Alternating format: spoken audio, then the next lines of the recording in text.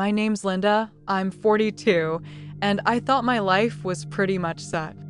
I live in Chicago, work as a manager at a logistics company, nothing fancy, but it pays decent. After my divorce from my ex, who, by the way, turned out to be a total jerk, I decided guys weren't for me. 10 years of marriage, and he ends up sleeping with my friend. Well, screw him. I moved to a small apartment on the outskirts, got a cat named Smokey, and figured that was it, my peace and quiet. But fate's got a way of messing with you. It all started when I had to go to Portland for a work conference. My boss was like, "Linda, you gotta be there. It's your chance to shine." I grumbled, but the Amtrak tickets were already booked, so I had no choice. A shared sleeper car, a 3-day cross-country trip. I stocked up with a bottle of whiskey, a couple of sandwiches, and headphones to keep people from bothering me. But man, was I wrong. Then he walked in. Ethan, 24, tall, with messy dark hair and these freaking green eyes that felt like they could see right through you. He had on a worn leather jacket, a black t-shirt, jeans, and a backpack with a beer bottle sticking out. "Yo, I'm your bunkmate. Cool if I settle in?" he said with this cocky grin. I rolled my eyes, but something inside me stirred. "Do what you want. Just don't talk too much," I muttered, but he'd already plopped down across from me and cracked open his beer. We got to talking. Turns out he was heading to Portland to start fresh. I'm kinda a musician, you know? Wanna try my luck on the local scene. "Chicago's too tough for guys like me," he said, and I listened, unable to look away. He was so alive. Not like the boring guys my age who just whine about mortgages. We drank, me with my whiskey, him with his beer, and a couple of hours later, we were laughing like old friends. He played some music on his phone, some indie rock stuff, and we even danced right there in the car as the train sped through Iowa. And then, well, let's just say the alcohol did its thing. "Linda, you're seriously hot. You know that?" he said, his hand sliding to my waist. I could have pushed him away, said I was too old for this game, but instead, I pulled him closer.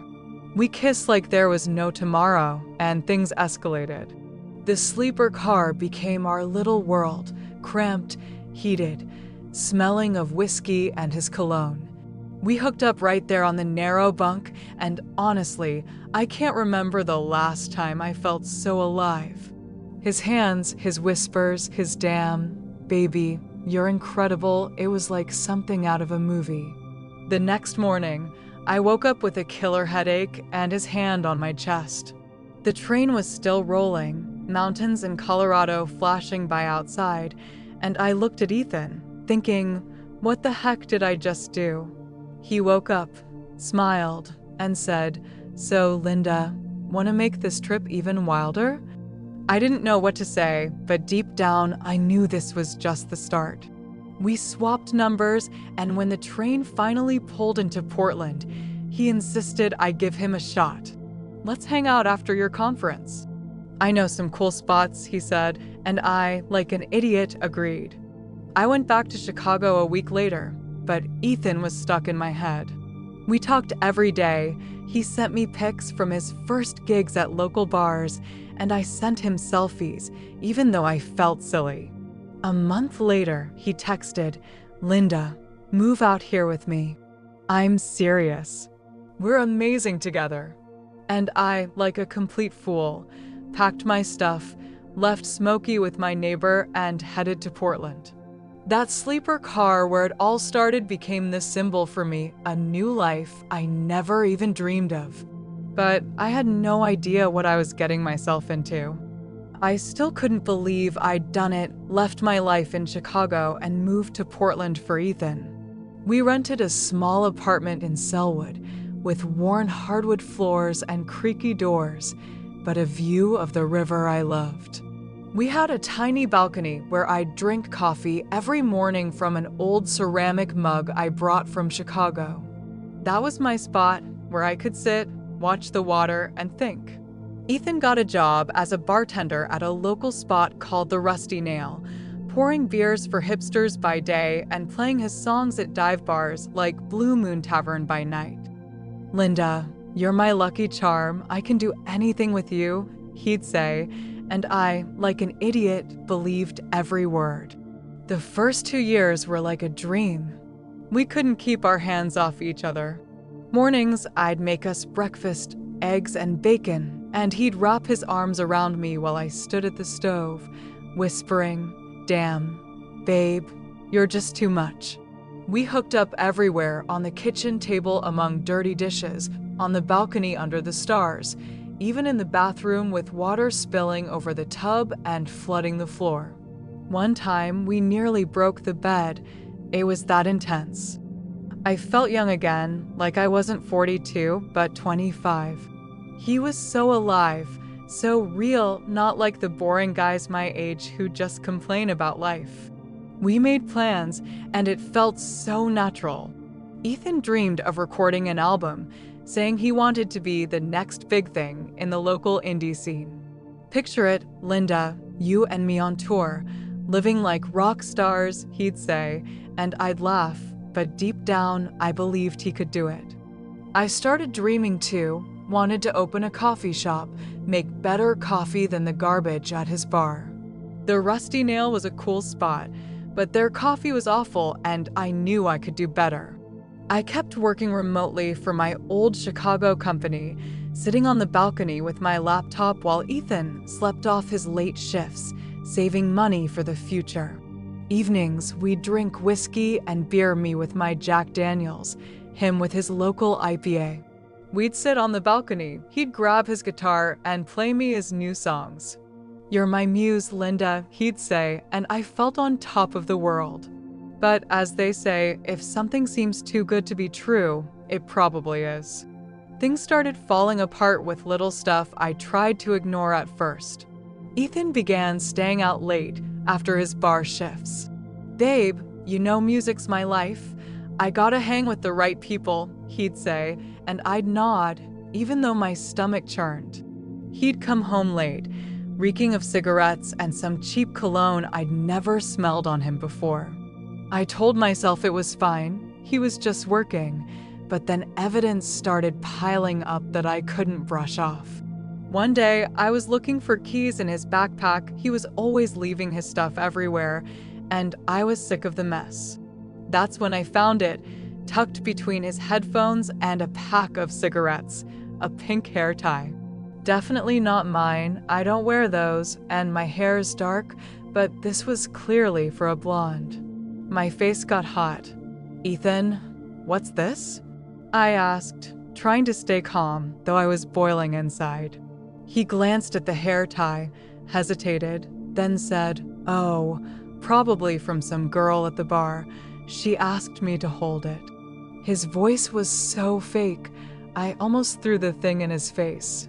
But I held back, smiled, and said, "All right, just make sure you don't hold on to her more than you should."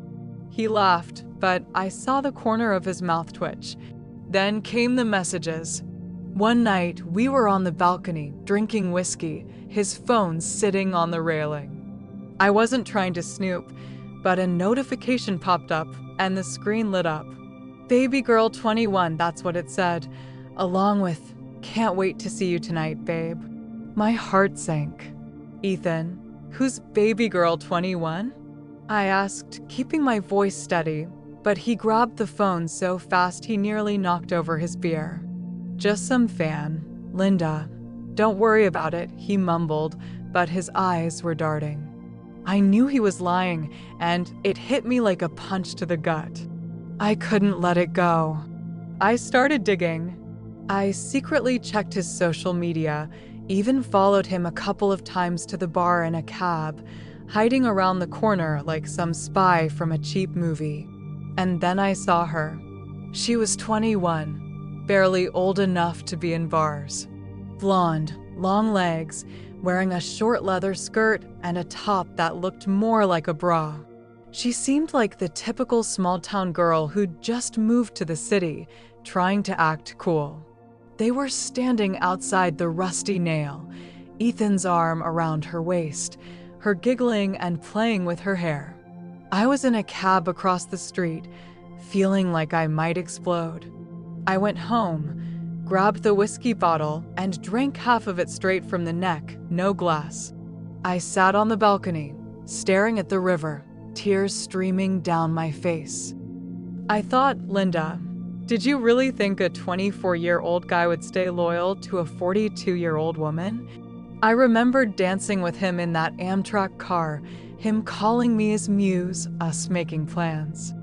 All for him to hook up with some kid?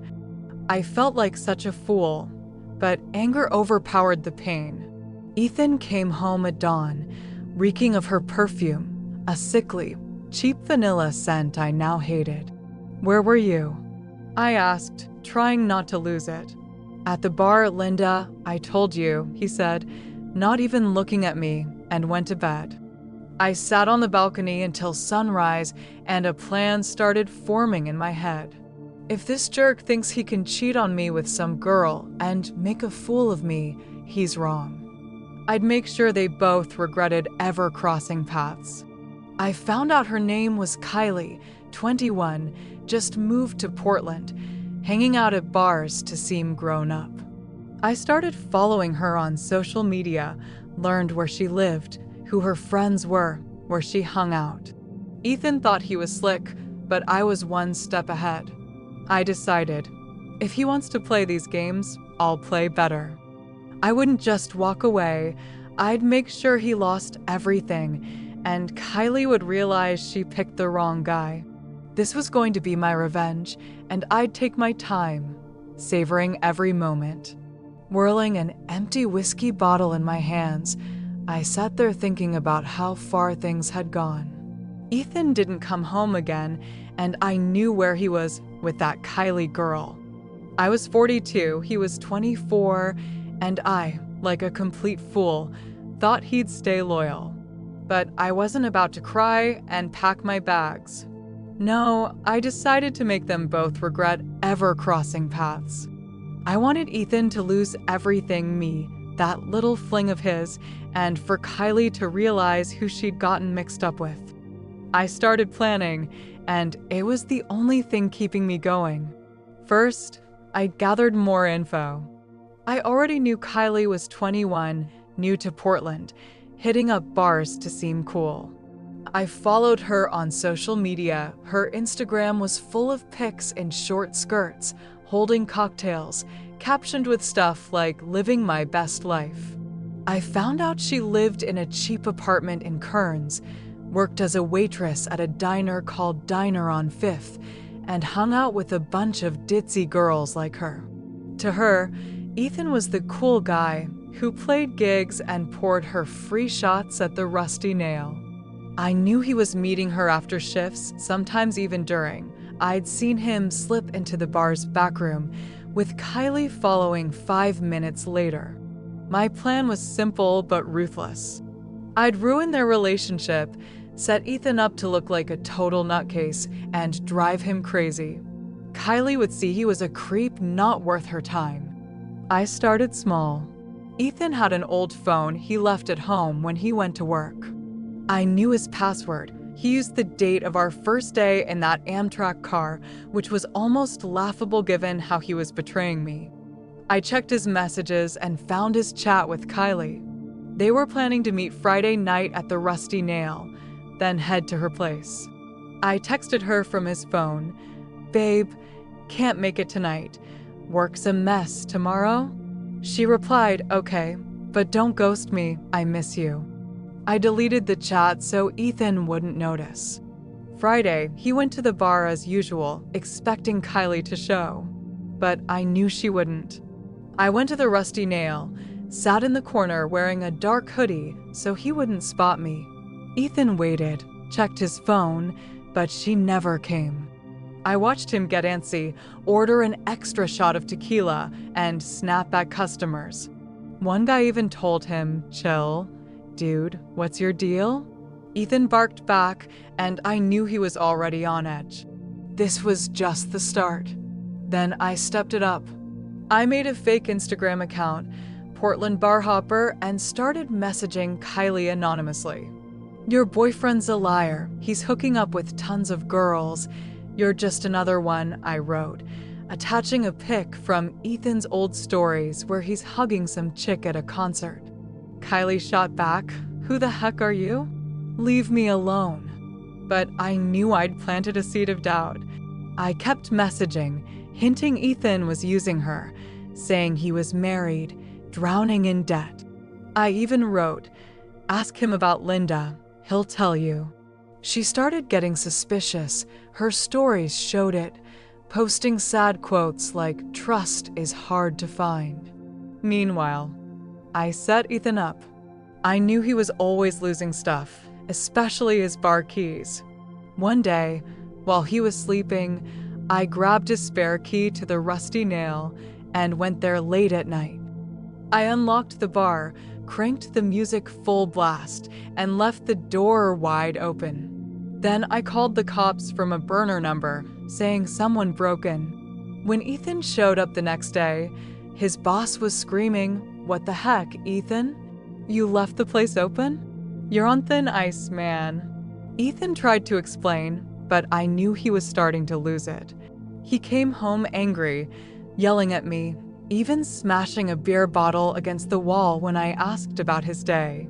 Glass scattered across the kitchen, and I knew my plan was working. I kept messing with Kylie, but I needed access to her phone to take it further. I found out she was meeting Ethan on Saturday at a park by the river, their usual hangout. I got there early and saw her with her friends on a bench, sipping cheap wine from paper cups and giggling. Kylie left her phone on the bench when she went to the bathroom at a nearby cafe. Her friends were distracted. One was taking pics of the river, another glued to her own phone, texting someone. I casually walked by, pretending to head to the cafe, and swiped her phone. No password, how naive. I found her chat with Ethan and texted from her account, "Babe, let's meet somewhere else. Park's too crowded. Come to my place." Then I blocked his number so he couldn't reach her and slipped the phone back before she returned.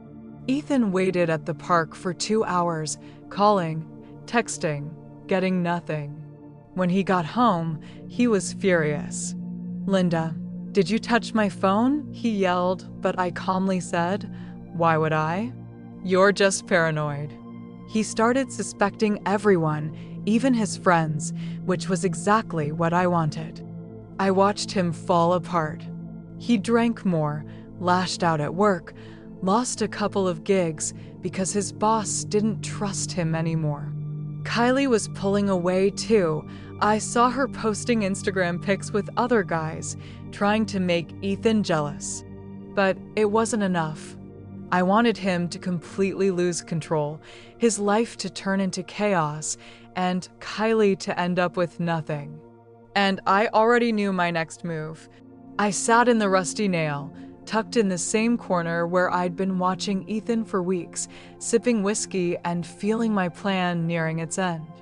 It had worked. Ethan was a wreck, his nerves frayed, and Kylie was no longer the confident girl I first saw. But I wanted to finish this for good, so they'd both remember who they'd crossed. I learned they were still trying to meet up, despite all my schemes. Through my fake Instagram account, Portland Bar Hopper, I saw they'd planned to meet Friday at the same bar where it all began. I texted Kylie from Ethan's phone, "Babe, gotta cancel. My boss is on my case. Nearly fired me." She replied, "Okay, but you're acting so strange lately." I erased the messages and waited. Ethan showed up at the bar as usual, but Kylie didn't. I watched him slam back shot after shot, his movements growing sharper, more erratic. He started picking fights, yelling at some guy, "You texting my girl, huh? I saw you staring at her last week." The guy shrugged him off, but Ethan kept going until they threw him out. I heard his boss yell, "You're finished, Ethan. Don't come back." He stormed home, furious. The apartment door slammed so hard I heard the wood splinter. He flung his backpack to the floor, and I heard his guitar, the one he used to play me songs in the early days, break.